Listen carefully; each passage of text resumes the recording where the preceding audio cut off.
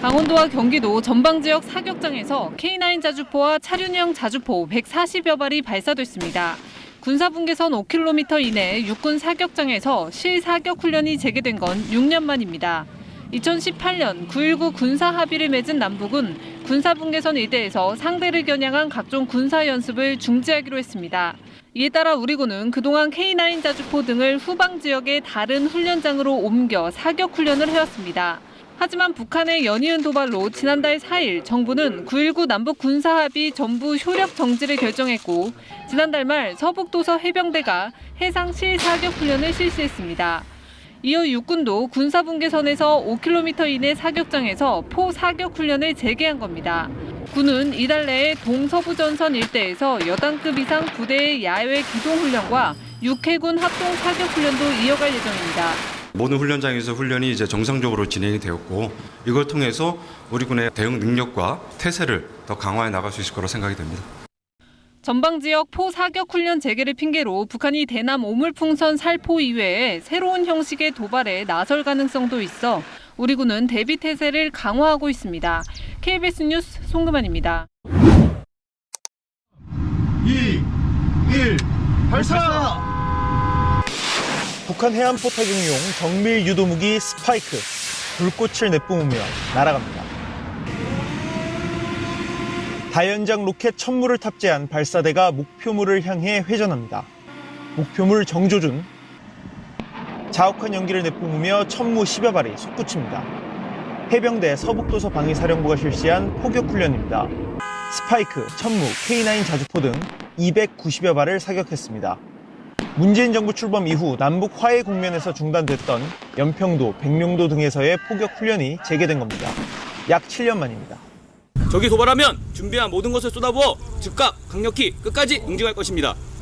한미 공군도 연합 공중훈련인 쌍매 훈련을 실시했습니다. 이번 훈련에서는 미군의 최신 스텔스 전투기 F-22와 함께 한국 공군의 F-35A, KF-16 등이 참여했습니다. 이번 값진 경험을 통해 앞으로도 철통 같은 영공방위 태세 유지에 더욱 매진하겠습니다. 또 양국 공군은 적의 군사력이 아군의 피해를 주기 전 이를 지연, 무력화하는 항공 차단 작전 수행 능력도 검증했습니다. KBS 뉴스 김덕훈입니다.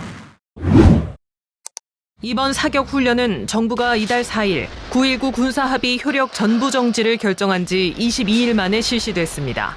그전까지는 남북이 설정한 해상 완충구역에서 사격을 할 수 없었기에 서북도서 해병부대는 K9 자주포 등을 내륙으로 옮기고 사거리를 줄이는 등 훈련에 제약을 받았습니다. 북한의 도발에 대한 우리의 보다 충분하고 즉각적인 조치를 가능하게 해줄 것입니다. 정부는 9.19 군사합의 효력 정지와 함께 모든 군 훈련을 정상화했는데 북한은 그중에서도 해상 훈련에 민감하게 반응해왔습니다. 북한이 우리 군의 사격 훈련을 핑계로 군사적 대응을 시도할 가능성도 배제할 수 없습니다. 만약에 북한이 자신들이 주장하는 해상 국경선을 선포하고 그거에 따라서 어떤 조치를 하게 된다면은 우리나라하고 물리적 충돌 가능성도.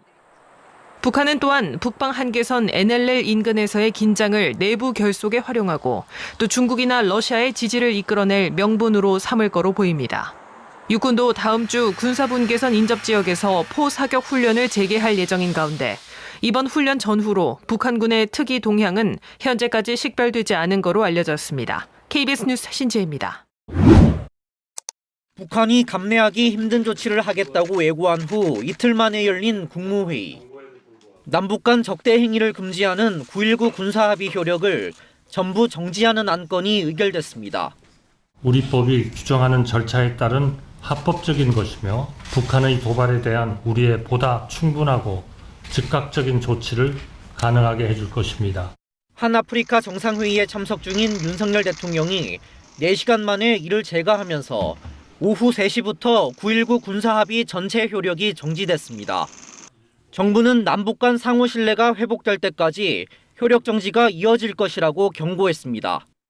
신뢰 회복의 기준에 대해서는 북한이 국제법과 안보리 결의에 기초한 행동을 해야 한다고 밝혔습니다.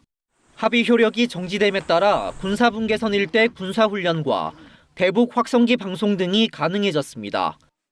다만 대통령실 관계자는 실제 확성기 방송 등 추가적인 행동은 또 다른 명분이 필요하다며 당분간 북한의 반응을 지켜볼 뜻을 밝혔습니다. 지난해 11월 북한이 먼저 전면 파기를 선언한 이후 7개월 만에 우리 정부도 합의 효력을 정지하면서 2018년에 체결된 9.19 군사합의는 5년 8개월 만에 사실상 사문화됐습니다. KBS 뉴스 이현준입니다.